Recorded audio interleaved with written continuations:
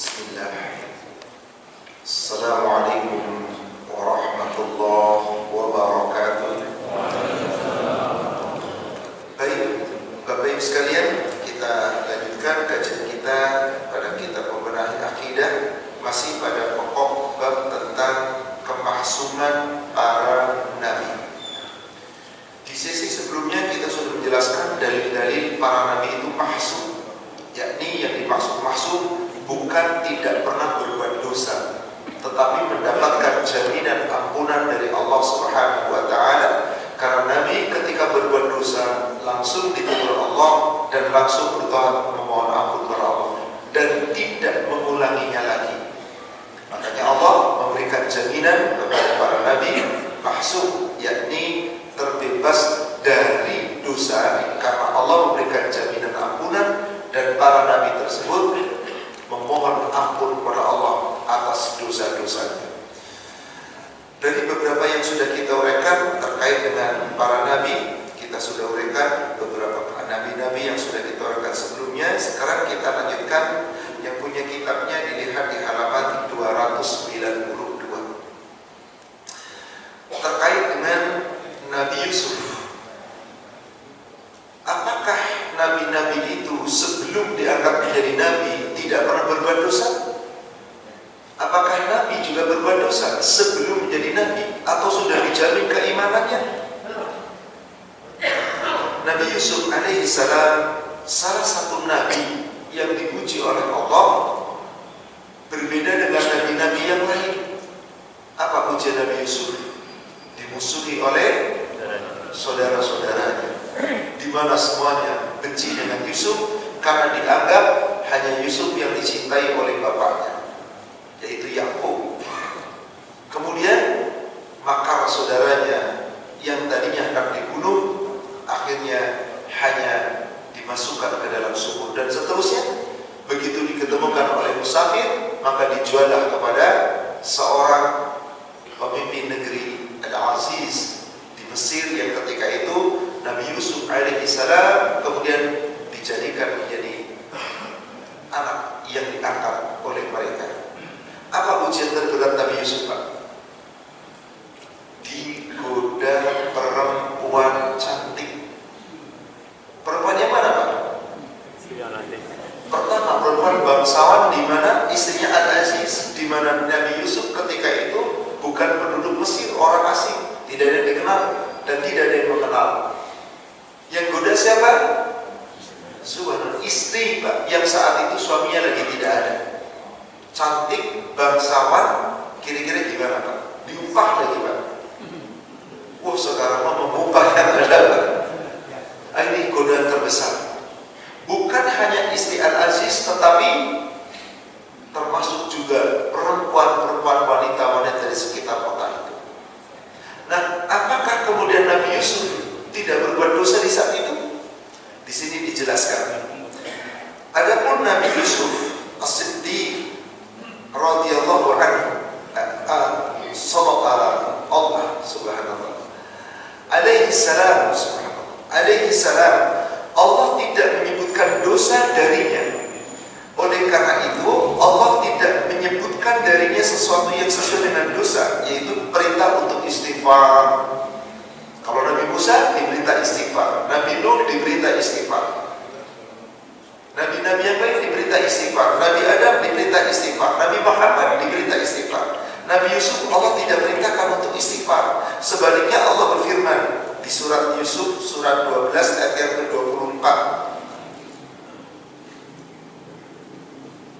Di bagian akhir daripada ayatnya dikatakan kadzalika linasrifa anhu su' wal fahsya. Demikianlah kami palingkan darinya keburukan dan kekejian. Innahu min ibadina al-mukhlasin. Sesungguhnya dia, Nabi Yusuf, adalah hamba, seorang hamba yang terpilih, yaitu hamba yang sangat ikhlas. Di sini Allah Ta'ala mengabarkan bahwa dia, Allah memalingkan keburukan dan perbuatan keji dari Nabi Yusuf. Ini menunjukkan bahwa dia memang tidak melakukan keburukan. Belum sampai berbuat keburukan sudah dipalingkan dari perbuatan keji, yaitu bermaksiat. Adapun di awal ayatnya Allah berfirman, wa laqad hammat bihi, dan sungguh perempuan itu telah berkehendak, yaitu berkehendak kepada Nabi Yusuf. Dan wa hamma biha, Nabi Yusuf pun berkehendak kepada perempuan tadi, laula ar-ra'a burhana rabbi, sekiranya dia tidak melihat tanda kebesaran dari Rabb-nya. Jadi awal ayat ini dikatakan bahwasanya istrinya Al-Aziz jatuh cinta dengan Yusuf, berkeinginan untuk melakukan hubungan zina. Nabi Yusuf juga punya keinginan, Pak. Keinginan itu sudah menjadi dosa bukan? Keinginan, niat buruk, niat jahat, hendak berzina, dosa bukan, Pak? Dosa? Di sini dikatakan bahwasanya walaqad hammati, perempuan istri Al-Aziz itu berkeinginan kepada Nabi Yusuf. Wa hamma biha, Nabi Yusuf juga berkeinginan dengan perempuan tadi. Laula ar-ra'a burhana rabbi, sekiranya Nabi Yusuf tidak melihat tentang kebesaran, melihat tentang tanda kebesaran dari Rabb-nya, Nabi Yusuf pasti berkeinginan. Akhirnya terus akan terjadi perzinahan. Tapi keinginan itu dibatalkan oleh Nabi Yusuf, ditolak oleh Nabi Yusuf. Karena apa? Karena keimanannya, dan Allah kemudian menolongnya. Maka di ujung ayatnya dikatakan, kadzalika linasrifa anhu su', demikianlah kami palingkan Nabi Yusuf itu dari keburukan, wal fahsya, dan dari kekejian, yaitu keburukan hawa nafsu dan kekejian perbuatan zina. Innahu min ibadina al-mukhlasin, karena sesungguhnya Nabi Yusuf betul-betul seorang hamba yang ikhlas. Pertanyaan saya, sudah jadi nabi belum? Sudah jadi nabi belum? Belum. Ketika itu siapa nabinya? Masih ayahnya. Ayahnya masih menjadi nabi. Ketika ayahnya wafat, baru Yusuf kemudian menjadi nabi. Tapi sudah punya hikmah, sudah punya iman, di mana imannya dijaga oleh Allah karena kesungguhan Nabi tersebut. Apakah Nabi Yusuf tidak punya hawa nafsu? Kalau dikatakan hammat, istrinya, si perempuan tadi, maaf, istrinya Al-Aziz punya keinginan kepada Nabi Yusuf. Nabi Yusuf dikatakan wahamma, dia juga punya keinginan. Maka Nabi Yusuf sendiri mengatakan di surat yang sama, surat Yusuf ayat 53.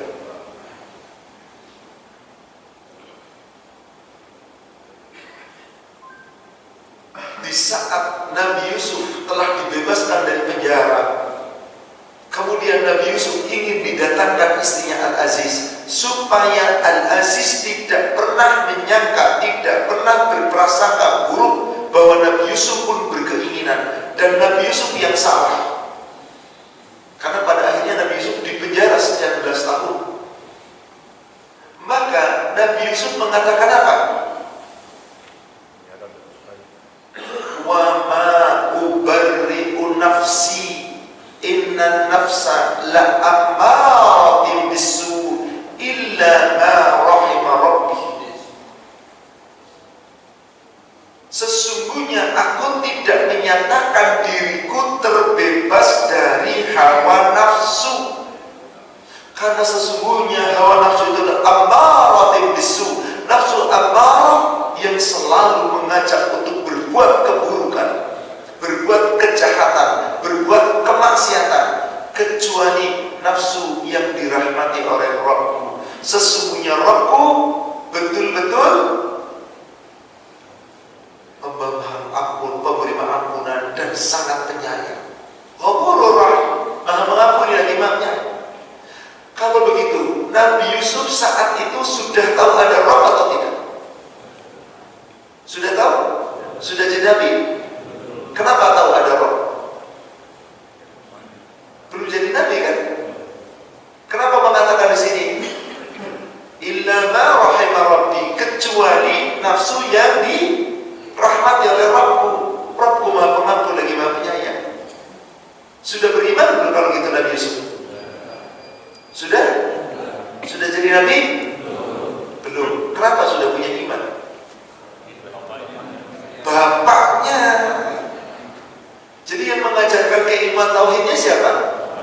bapaknya. Nabi Yusuf sudah tahu akidah, hanya saat itu belum menjadi nabi karena dididik oleh bapaknya. Nabi Yakub yang senantiasa mendidik Yusuf dengan benar, dengan akidah yang benar. Maka Nabi Yusuf tahu adanya roh. Maka Allah selamatkan dari hawa nafsu itu. Padahal kalau Allah nggak selamatkan, boleh jadi terjadi. Maka salah satu yang akan dinaungi oleh Allah dari naungan Allah di yaumil akhir di padang mahsyar, di mana tidak ada yang bisa menaunginya kecuali Allah. Siapa dia? Seorang laki-laki dirayu oleh wanita bangsawan yang cantik, diupah lagi untuk menggaulinya, tapi menolak karena takut kepada apa yang terjadi Pak zaman sekarang. Na'udzubillah, summa na'udzubillah. Inilah rusaknya akidah. Maka Nabi Yusuf sesungguhnya mahsum karena dijaga oleh Allah dan bukannya tidak punya hawa nafsu. Maka kalau ada yang mengatakan para nabi-nabi sebelum jadi nabi sudah dijaga oleh Allah, tidak pernah berbuat dosa, sebuah kekeliruan. Nabi pernah berbuat dosa. Nabi kita sallallahu alaihi wasallam berbuat dosa, tapi dosa-dosa besar para nabi meninggalkan perbuatan itu, kecuali perbuatan yang tanpa sengaja seperti yang sudah kita uraikan, perbuatan Nabi Musa, dosa besar, memukul sampai mati. Dosa besar enggak, Pak? Apakah tujuannya memukul sampai mati? Tidak, karena Nabi Musa punya kekuatan tinggi, kekuatan yang sangat besar, sehingga apa? Ketika ada yang berselisih dan tidak mau didamaikan, dipukul oleh Nabi Musa, bukan tujuan untuk membunuh, tapi mendamaikan agar jangan bertengkar kembali. Caranya salah, bukan dengan nasihat yang baik, tapi dengan kekuatan. Apakah ada kesengajaan? Tidak, tapi itu dosa besar. Dan Nabi Musa pun kemudian mohon ampun kepada Allah. Maka di sini tadi ada kata-kata berkehendak. Nabi Yusuf juga berkehendak. Di sini adalah nama jenis yang mencakup dua bentuk. Sebagaimana yang dikatakan oleh Imam Ahmad, keinginan ada dua, keinginan hanya yang terlintas dan keinginan untuk berbuat. Pak, contoh, ini sederhana aja contoh. Saat Bapak mau ke masjid di pagi hari subuh, pas sebelah rumah Bapak itu persis pohon mangga yang ranum-ranum, Pak. Tapi tetangga Bapak pelit, nggak pernah ngasih mangga. Begitu lewat, itu ada yang menjorok ke halaman rumah Bapak lagi. Lalu punya keinginan, tak penting satu mumpung yang punya rumah nggak lihat bagi-bagi. Niat bukan itu, Pak. Apa itu? Niat yang mana? Baru terlintas atau sudah berkeinginan? Begitu ngaji sampai di sini, awas tuh, lintasan hati juga akan dilihat oleh Allah. Wallahu a'lamu bidzatis sudur. Allah mengetahui isi hati. Nggak jadi karena takut kepada. Tapi ketika ngaji-ngaji tertentu, begitu keluar dari masjid, pokoknya saya petik nanti. Itu lintasannya sudah berubah, Pak. Menjadi apa? Sebuah keinginan. Sudah dilaksanakan? Apakah sudah menjadi dosa?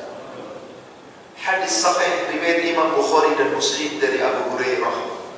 Rasulullah SAW bersabda, Innal abda idha hamma bisayyi'atin, sesungguhnya seorang hamba apabila berniat, hamma berkeinginan, ada keinginan tentang lintasan, baru terlintas, ada keinginan yang memang sudah berniat untuk benar-benar, tapi belum diperbuat. Maka kedua-duanya, baik itu keinginan yang baru lintasan atau keinginan yang sudah niatkan, selama belum diperbuat, maka di sini dikatakan lam tuktab alaihi, maka belum dicatat atasnya sebagai dosa. Wa idza tarakaha kutibat lahu hasanah, bahkan apabila dia tinggalkan niat buruknya tadi,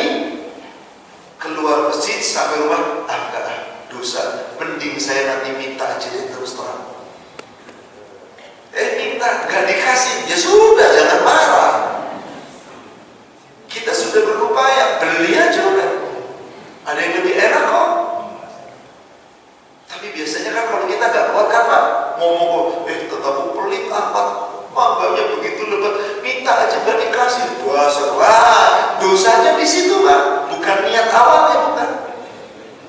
Ketika sudah menghibah, mencela dan seterusnya, maka apabila niat itu dibatalkan, tidak jadi dilaksanakan, ditulis oleh Allah, diperintah oleh Allah, ditulis oleh malaikat pencatat kebaikan, satu pahala kebaikan. Kebaikan apa? Membatalkan perbuatan buruk yang sudah diniatkan.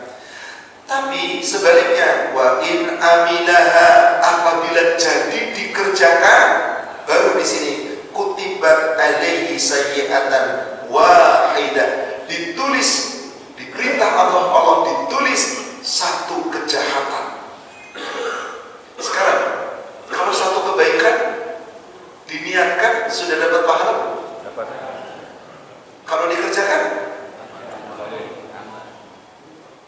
di sini dikatakan wa innal abda idza hamma bihasanatin, adapun seorang hamba jika sudah punya niat mengerjakan satu kebaikan, niat baru niat, maka subhanallah kutibat lahu hasanatan, ditulis untuknya satu kebaikan. Wa in amilaha, dan jika kebaikan itu jadi dilaksanakan, maka kutibat lahu asyru, dituliskan untuknya 10 kali lipat pahala, atau ila sab'i mi'ati dha'fin atau al-afan katsira, atau ditulis pahala 10 sampai 700 kali lipat atau lipat ganda yang lebih. Allahu Akbar. Kalau kita membaca surat 6 Al-An'am ayat 160, Allah menyebutkan di situ cuma 10 kali lipat. Man jaa'a bil hasanah falahu asyru amsalihha.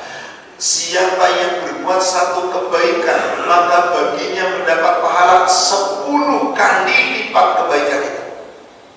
Wa man jaa'a bisayyi'atin, tapi siapa yang berbuat satu kejahatan, satu keburukan, maka kutibat lahu, dituliskan untuknya berapa? Sebanding 1, Pak. Coba kalau dibalik, Pak, Bapak niat jahat sudah ditulis satu kejahatan, lalu berbuat jahat 10 dosa sampai 700. Sementara niat baik belum dicatat, begitu dilakukan kebaikan cuma 1. Ini tekor semua kita, Pak. Dosa pahalanya ya Allah. Inilah karunia Allah, inilah Maha Pengampun dan Maha Penyayangnya Allah. Allah melipat gandakan pahala kebaikan.